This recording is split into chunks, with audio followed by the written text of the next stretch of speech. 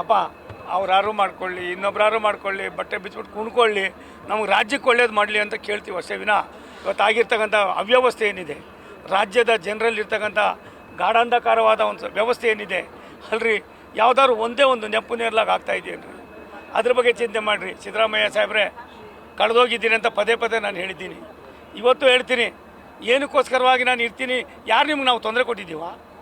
ತೊಂದರೆ ಕೊಟ್ಟಿರೋ ಅವ್ರ ಪಾರ್ಟಿಯವ್ರು ಯಾರು ಮಾಡಿದ್ದಾರೆ ಹೇಳಿ.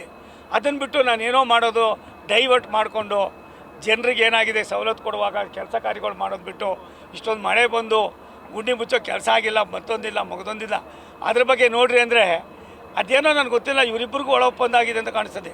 ಡಿ ಕೆ ಶಿವಕುಮಾರ್, ಸಿದ್ದರಾಮಯ್ಯನವರು ಒಳ ಒಪ್ಪಂದ ಮಾಡಿಕೊಂಡು ಇಬ್ಬರು ಸೇರ್ಕೊಂಡು ಜನರನ್ನು ಎಲ್ಲ ಒಂದು ಕಡೆ ಯಾಮಾರಿಸ್ತಾ ಇದ್ದಾರೆ ಅನ್ನೋದು ನನ್ನ 45 ವರ್ಷದ ಅನುಭವ.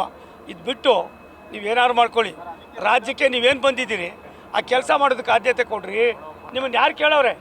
ಅದನ್ನು ನೀವು ಮಾಡ್ಕೋಬೇಕಾಯ್ತು. ರಾಹುಲ್ ಗಾಂಧಿ ನಿಮ್ಮ ನಾಯಕರುಗಳ ಹತ್ರ ದಿನ ಬೆಳಗಾದರೆ ಪತ್ರಿಕೆಗಳಲ್ಲಿ ಹೇಳ್ಕೊಂಡು ಎಲ್ಲ ಒಂದು ಕಡೆ ನಿಮ್ಮದೇ ಆದಂಥ ಒಂದು ವ್ಯವಸ್ಥೆಯಲ್ಲಿದ್ದು 6.5-7 ಕೋಟಿ ಜನರನ್ನು ಯಾಕೆ ದಾರಿ ತಪ್ಪಿಸ್ತೀರಾ? ಅವ್ರು ಕೊಡಬೇಕಾಗಿರೋ ಸವಲತ್ತು ಬದಲು ಕೊಡೋದು ಕಲ್ತ್ಕೊಳ್ಳಿ. ನೀವು ಯಾರು ಈ ಒಂದು ದಿನ ಆಯಿತು ಕೂಡ ನೀವು ಮುಖ್ಯಮಂತ್ರಿನೇ. ಅವತ್ತಿನ ದಿನ ನೀವೇನು ಮಾಡಿದ್ದೀರಿ ರಾಜ್ಯಕ್ಕೆ, ರಾಜ್ಯ ಜನರಿಗೆ ಅನ್ನೋದ್ರ ಬಗ್ಗೆ ನೀವೆಲ್ಲ ಒಂದು ಕಡೆ ಉತ್ತರ ಕೊಡಬೇಕೇ ವಿನ ನಾನೇ ಇರ್ತೀನಿ ನೀವು ಇದ್ದಿರೋ ಬಿಟ್ಟಿದ್ದಾರೋ ಇಲ್ಲ ನಿಮ್ಮ ಪಂಚೆ ಇನ್ನೊಬ್ರು ಎಳೆದಿದ್ದಾರೋ ನಮ್ಗೆ ಗೊತ್ತಿಲ್ಲ. ಆ ಕೆಲಸ ಮಾಡ್ತಾರೋ ನಿಮ್ಮವ್ರೇನೆ, ನಾವಲ್ಲ.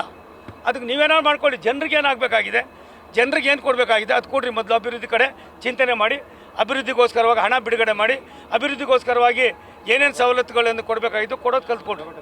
ಇಲ್ಲಪ್ಪ, ಜನರನ್ನ ದಾರಿ ತಪ್ಪಿಸೋದಕ್ಕೆ ಇವರಿಬ್ಬರು ಒಟ್ಟಿಗೆ ನಾಟಕ ಆಡ್ತಾವ್ರೆ. ಇವರಿಬ್ಬರು ಒಟ್ಟಿಗೆ ನಾಡ್ತಾವ್ರೆ. ಅದಕ್ಕೆ ಕೃಪಾಪೋಷಿತ ನಾಟಕ ಮಂಡಳಿ ಕಾಂಗ್ರೆಸ್ ಹೈಕಮಾಂಡು ಅದನ್ನು ಮಾಡ್ತಾಯಿದ್ದಾರೆ. ಆ ಕೃಪಾಪೋಷಿತ ನಾಟಕ ಮಂಡಳಿಯಲ್ಲಿ ಹೈಕಮಾಂಡೇ ಮಾಡಿಸ್ತಾ ಇದ್ದಾರಾ ಇಲ್ಲ ಇವರಿಬ್ಬರೇ ಹೈಕಮಾಂಡ್ಗೆ ಮಾಡಿಸ್ತಾ ಇದ್ದಾರೋ ಗೊತ್ತಿಲ್ಲ. ಭಗವಂತನೇ ನೋಡಬೇಕು. ಇದು ನಮ್ಗೆ ಅವಶ್ಯಕತೆ ಇಲ್ಲ. ನಮ್ಗೆ ಅವಶ್ಯಕತೆ ಒಳ್ಳೆ ಆಡಳಿತ ಕೊಡೋಕ್ಕಾಗದೆ ಹೋದರೆ ದಯವಿಟ್ಟು ನೀವು ನಿರ್ಗಮಿಸೋದು ಒಳ್ಳೆಯದು.